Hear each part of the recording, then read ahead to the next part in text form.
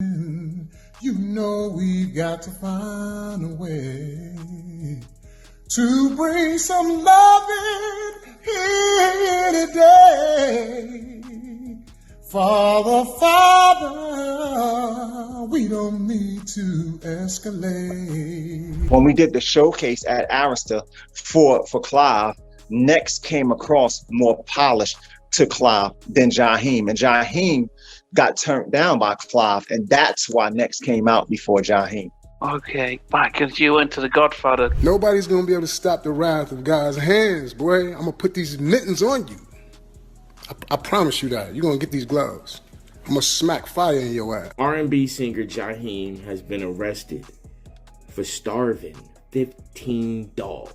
If you were a fan of that smooth, soulful R&B sound back in the early 2000s, you definitely remember Jaheim. This man gave us hits like Put That Woman First and Just In Case. And for a minute there, it seemed like he was set to become one of the biggest names in R&B. But then he pretty much disappeared. No more chart toppers, no more performances, and definitely no new music. And then some disturbing photos surfaced showing Jaheim looking really unwell. And fans started wondering if Jaheim experienced some trauma in the industry that left him broken. Over the years, there's been a lot of speculation about why Jaheim left the industry so suddenly. Some sources claimed he got caught up in the industry's dark side and wanted nothing to do with it. Others believe it was personal struggles, and a few even think there were powerful forces within the industry actively trying to silence him. And let's be real, we've seen this kind of thing before. Artists who blow up then suddenly vanish from the scene, leaving fans with a lot of questions and a ton of rumors. Specifically when it comes to the control some of these record labels have over their artists. Many artists get into the game without fully understanding what they're signing up for. And Jaheim might be a prime example of that. He even said in one of his interviews that he felt like the industry was designed to exploit him. And we've seen this play out with other R&B and hip-hop artists who've talked about shady contracts, crazy demands, and a lack of creative freedom. But it's deeper than just money issues or contracts. There are also rumors about Jaheim's relationship with Arista Records founder and Diddy's mentor. The streets are saying that Jaheim was blackballed for refusing to play by the industry's rules and performing certain, let's just say, favors for his higher-ups. So why did Jaheim walk away at the height of his success? What exactly did he witness or experience in the industry that made him throw his whole career away? Let's break it down. Nobody's gonna be able to stop the wrath of God's hands, boy. I'm gonna put these mittens on you. I promise you that. You're gonna get these gloves. I'm gonna smack fire in your ass. Jaheim's journey in the music industry kicked off after he landed a deal with Divine Mill Records, a division of Warner Brothers, 4 years after recording a demo that caught everyone's attention. His debut singles, Could It Be and the bold Lil Ninja Ain't Mine, were quick to gain buzz, especially on BET's video shows. His first album was a major moment, featuring guest appearances from some big names like RL from Next, Blackstreet, and Darren and Cliff Lighty. Fast forward to 2002, and Jaheim dropped his second album, Still Ghetto, and this one really solidified his place in R&B. The album featured 2 hit singles, Fabulous and Anything, both of which landed on the top 40 charts. Then in 2006, Jaheim took things to another level with Ghetto Classics, which became his first #1 album on the charts. Hi, I'm Andrew. What's your name? Jaheim. Jaheim. Tell me about your nomination. You've got several nominations, don't you? I got several nominations. Best R&B performer, single, Finding My Way Back, and the third one is Best Album. Best album. Nothing wrong with that. Nothing wrong with that. But Jaheim didn't stop there. In 2007, he made a major move by signing with Atlantic Records and dropping his 4th album, The Makings of a Man. By late 2009, he had fans hyped once again with the release of the single Ain't Leaving Without You, which set the stage for his 2010 album, Another Round. And then after a little break, Jaheim came back strong in 2013 with the single Age Ain't a Factor and a new album, Appreciation Day. And if that wasn't enough, in 2014, he relaunched his own label, Julie's Dream Music Group, which he originally started back in 1997. In 2015, Jaheim kept the momentum going by signing a new deal with BMG Records after leaving Atlantic. That same year, he dropped a single called Back in My Arms and announced that his 7th album, Struggle Love, was on the way. When Struggle Love hit in 2016, it continued his legacy in R&B, and it seemed like Jaheim was about to make a huge comeback. But fast forward a couple of years, and fans started getting worried when photos and videos of Jaheim surfaced, showing him looking extremely thin, disheveled, and and way older than his actual age. This sparked a lot of speculation, with most fans assuming Jaheim might be struggling with substance use. But Jaheim quickly shut down the addiction rumors and claimed his drastic change in appearance was simply the result of going vegan. But by 2021, fans grew concerned once again, this time over Jaheim's mental health when he made headlines for all the wrong reasons. He was arrested by New Jersey police and hit with animal cruelty charges after officers found 15 dogs at his home, all in different stages of starvation. Tragically, one of the dogs had to be euthanized, while the remaining 14 were rescued and sent to a local shelter. So the police were called to Jaheim's home in New Jersey because of a puppy in distress.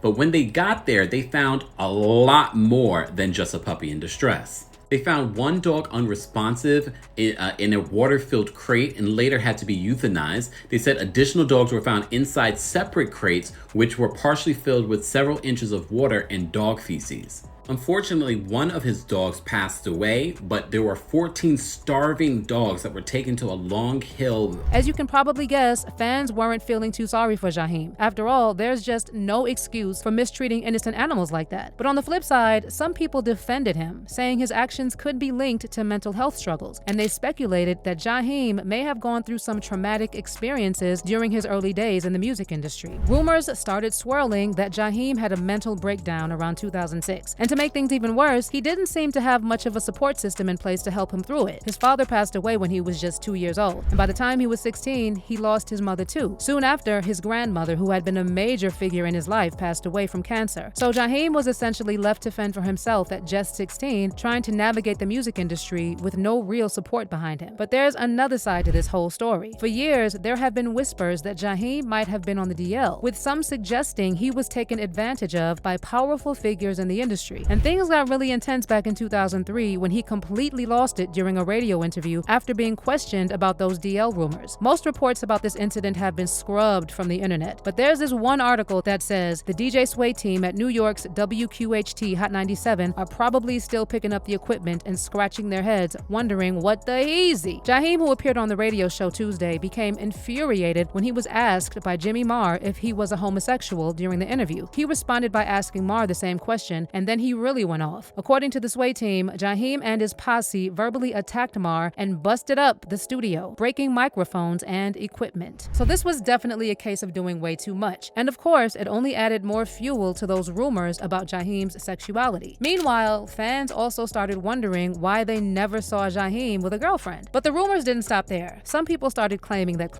CEO of Arista Records and Diddy's mentor, made unwanted advances toward Jaheim. And when Jaheim allegedly rejected him, word on the street is that supposedly refused to sign him and decided to push the R&B group Next instead. And later on, more rumors came out that tried to pull the same stunt with Next, and when they didn't play along, he dropped them from the label too. And if you remember, Jaguar Wright called it years ago when she said in her interview with Storm Monroe that Diddy allegedly learned how to pick people from his mentors, Andre Harrell and... My focus right now is Sean Combs. Okay. Tell us why. Tell us why. Because he's and he's using music and entertainment to... Now, is this just boys, girls, adults, kids? I mean, from what I've heard from sources that I would consider reliable, it really doesn't matter. Wow. I don't think sexuality is something that has anything to do with gender at this point for Sean. I honestly think he's just an extreme narcissist who loves power. He loves the ability to manipulate and control people. Why? Most likely because he was victimized by his mentor, who loved to control people. And his mentor was Andre Harrell. Tell us how who was mentored by... Jaguar pointed out that Andre Harrell fired Diddy from Uptown Records in 1993, but in just 2 weeks, Diddy bounced back by launching Bad Boy Records, and Bad Boy quickly surpassed Uptown. And according to Jaguar, Diddy's overnight success wasn't just about his work ethic. She claimed the real reason he built the Bad Boy empire so fast is because he did some intimate favors for behind the scenes. That Andre got passed over. Like, wow. How do you go from being the president of Uptown and losing your entire company to your intern? Like, Puff started out as an intern. Meanwhile, this blind item went viral on TikTok alleging that Clive helped Diddy kickstart Bad Boy because Diddy supposedly stepped in as Clive's new boy toy after Andre Harrell was ousted, and Diddy reportedly got on his knees for Clive. So is over Arista, which is over Diddy's Bad Boy record. Now, rumor has it, allegedly, Diddy got on his knees for in 1994, and that's how Bad Boy Records. Now, circling back to Jaheim, he never outright accused Clive of any wrongdoing, but many people still believe that Jaheim experienced something dark in the music industry that completely broke him. And knowing how young he was when he launched his career and without any family support, it's not hard to see how he could have fallen victim to the industry predators. One fan said, "Something traumatic happens to probably 99% of them, so I wouldn't be surprised if it ever came out that some of those predators got Jaheim too." And someone else wrote, "People really be going through it. All those traumatic life events he hasn't truly healed from. This is so sad. He is such a talented artist and he is still on my playlist." But what's your take on Jaheim's sudden exit from the music industry? Do you think he experienced something traumatic that pushed him to walk away? Leave your thoughts in the comments and don't forget to check out this next video.